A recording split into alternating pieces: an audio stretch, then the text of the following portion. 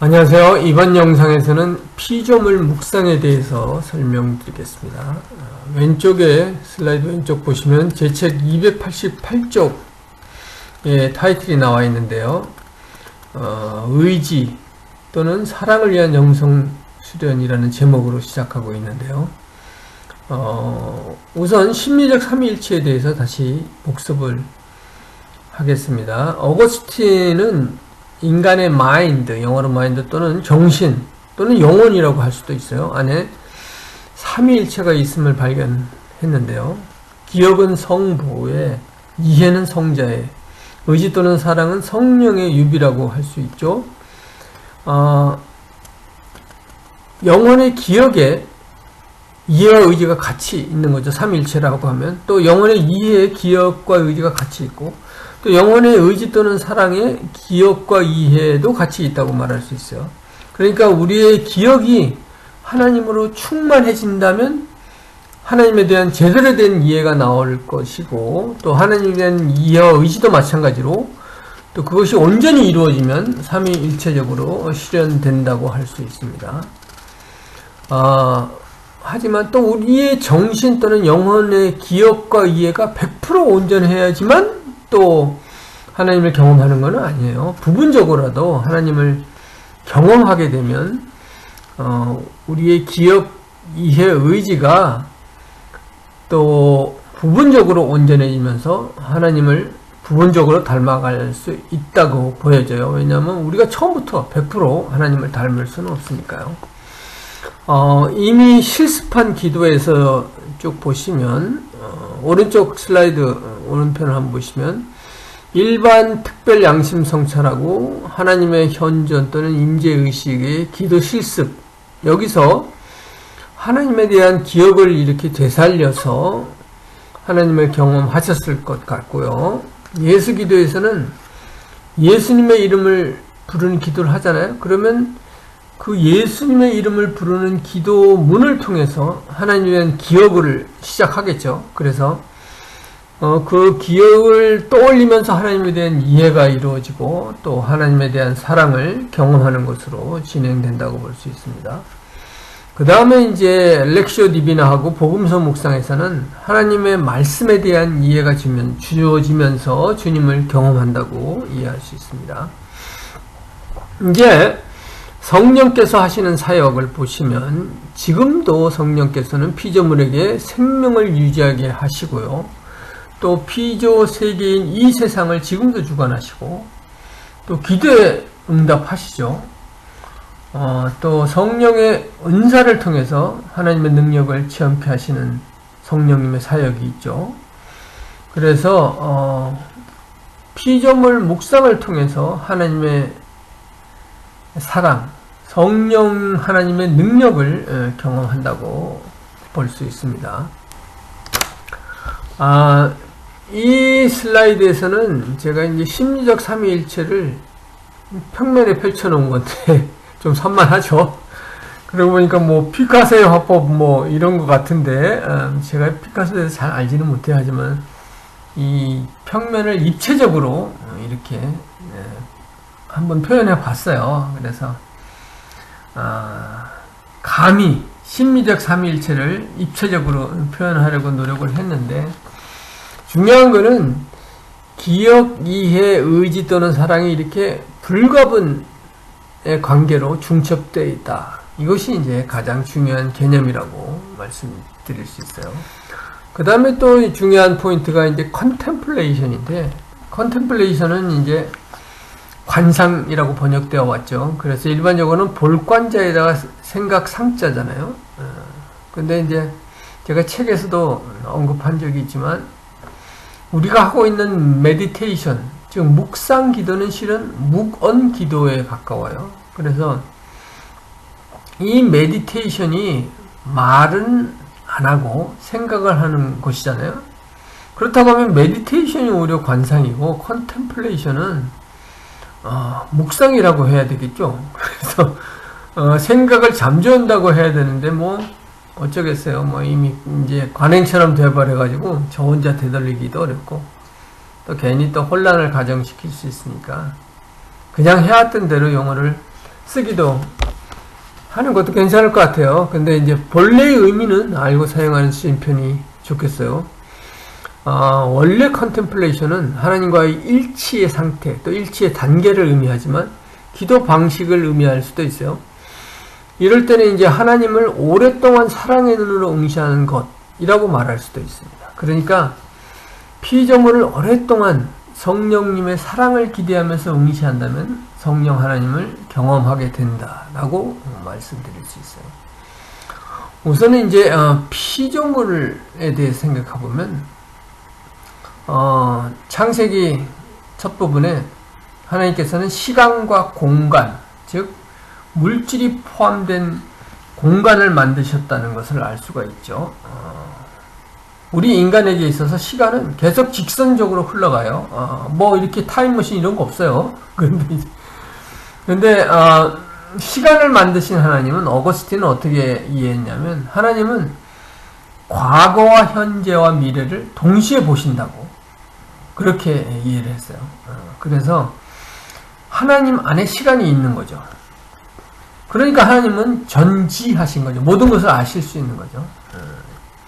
근데 또 최근에 현대학자들 중에는 창세기 1장 1절을 부사절로 해석해요. 그래서 태초에 하나님이 천지를 창조하실 때에 땅이 혼돈하고 공허하며 이렇게 이제 번역하시는 분들이 있는데 히브리어 문법적으로는 부사절로도 할 수도 있고 기존의 성경 번역처럼 그냥 단문으로 끝날 수도 있다고 해요.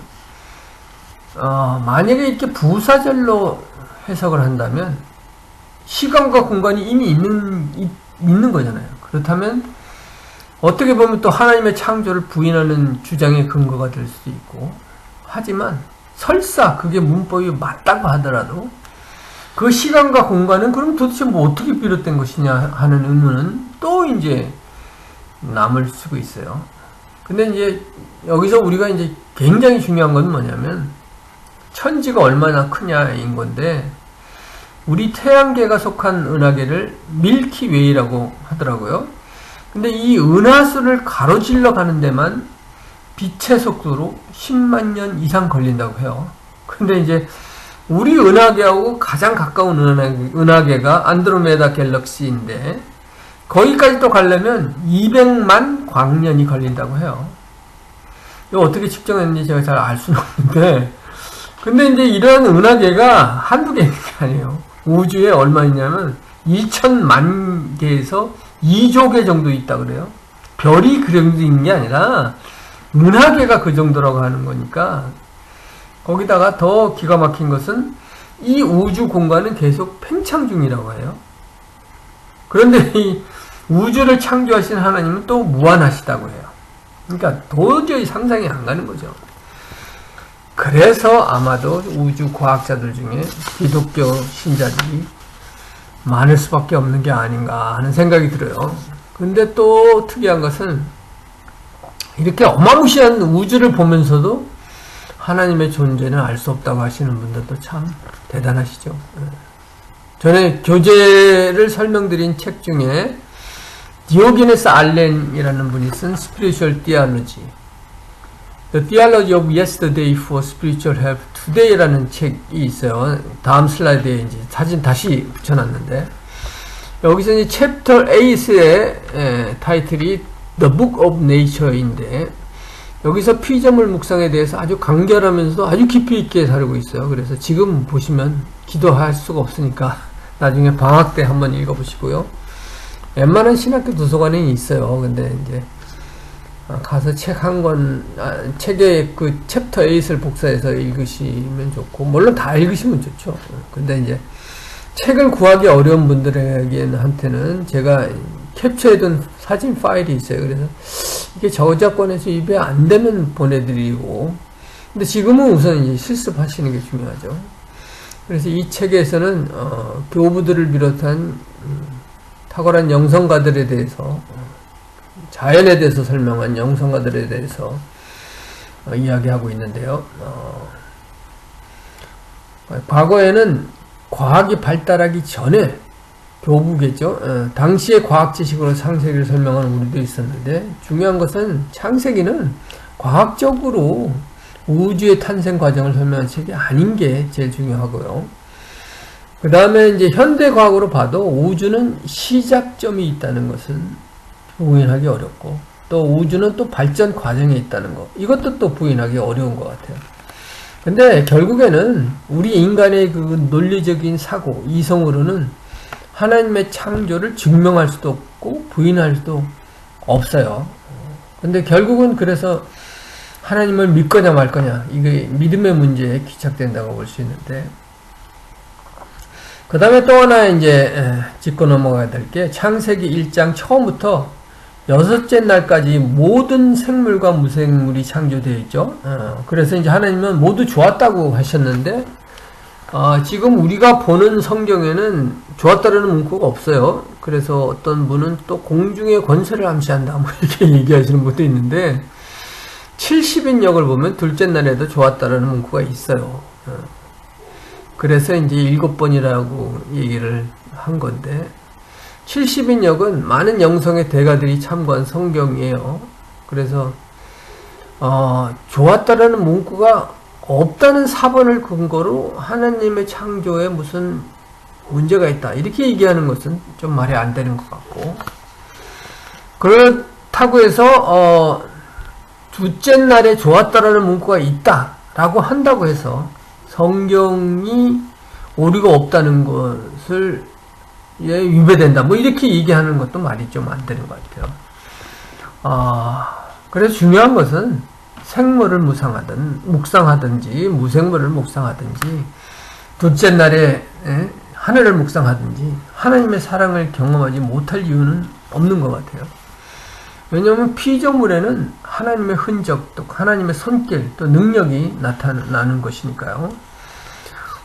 그 다음에 우리가 이제 주의해야 할 것이 범신론과 범재신론인데, 범신론은 하나님을 자연과 동일시하죠. 그래서 이거는 뭐 비기독교적이고, 범재신론은 만물 안에 하나님이 내재하신다고 하는데, 철학적으로는 몰라도 성경적인 근거는 없어요.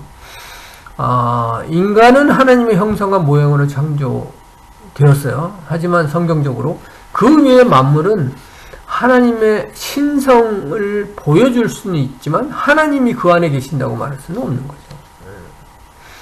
하나님의 형상과 모양대로 창조된 피조물은 인간이 유일하고요. 그렇다면 이제 하나님의 창조성도 닮았다고 할 수 있어요. 하나님처럼 물로부터 창조, 이거는 아니죠. 하지만 이제 피조물을 그냥 자연 그대로 이용만 하는 게 아니라 새롭게 변형시키기도 하고, 이래서 인간의 삶에 유익한 방향으로 사용할 수 있다면 인간의 작품에도 하나님의 창조성, 권능, 지혜와 선하심이 어느 정도 닮아 있다고 얘기할 수 있어요. 알렌의 책을 보시면 이 이해를 돕기 위해서 인간의 작품으로 테크놀로지하고 워크하고 휴먼 스킬, 이 세 가지를 들고 있는데, 이 책에서 테크놀로지는 어떤 기계를 이용한 작품, 그 다음에 워크는 노동 그 자체의 결과물, 휴먼 스킬은 인간의 숙련된 솜씨, 뭐 이 정도로 이해하시면 될 것 같아요. 하나님을 닮은 능력이 발휘된 인간의 작품에서도 하나님을 경험할 수 있다고 말하는 것은 문제가 없다고 볼 수 있습니다. 슬라이드 왼쪽 위를 보시면 사이먼 찬의 책 제목이 있죠. 여기서 이제 그 Meditation on the Creatures라는 부분이 있는데, 이 제목에 대한 유인물을 제가 나중에 보내드릴 수 있으면 보내드리고, 물론 이제 사이먼 찬의 책은 언젠가는 다 읽어보시면 좋고요. 특히 중요한 것은 이제 로마서 1장 19절하고 20절이죠. 그래서 피조물을 통해서 하나님이 실제 하신다는 것을 알 수 있는 거예요. 성경적으로는 알 수 있어요. 근데 모른다 이렇게 주장하는 것은 이제 불신이라고 할 수 있고, 이 말씀을 근거로 범신론과 범재신론은 비성경적이다 이렇게 얘기할 수 있습니다. 그럼 구체적으로 피조물 묵상을 통해서 하나님 어떻게 경험할 거냐? 이거는 이제 이 슬라이드 오른쪽에 제 책에 있는 글을 한번 쭉 읽어보시면 도움이 될 거예요. 그 다음에 이제 기도 보고서에 대해서 말씀을 드리면 가운데 부분 있죠. 오른쪽에 보시면 이 피조물 묵상할 때 동물 같은 경우는 돌아다니고 또 보기도 힘드니까 좀 묵상의 대상으로는 좀 어렵고, 식물이라든지 또 사람의 인물도 얼굴을 빤히 쳐다보기는 어렵잖아요. 그래서 사진 같은 걸로 가족 사진이나 뭐 이런 게 좋겠죠.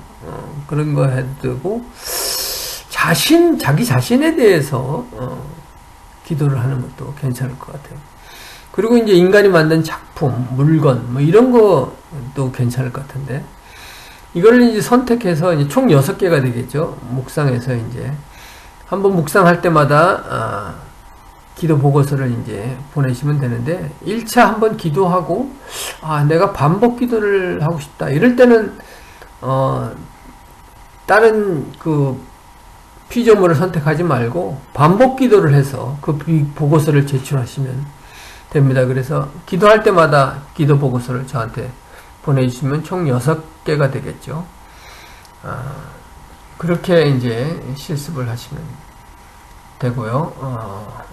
이 이제 피조물의 묵상은 뭐 묵상 대상이 다양하니까 사실은 이제 같이 모여서 나눔을 하는 것이 많이 도움이 될 텐데, 지금 이 상황에서는 온라인에서는 그렇게 하기 어려운데, 만일에 이제 모여서 하는 기회가 주어지면은 이때 이제 다른 사람의 묵상에 대해서 나눌 때 그냥 듣는 게 좋아요. 그리고 이제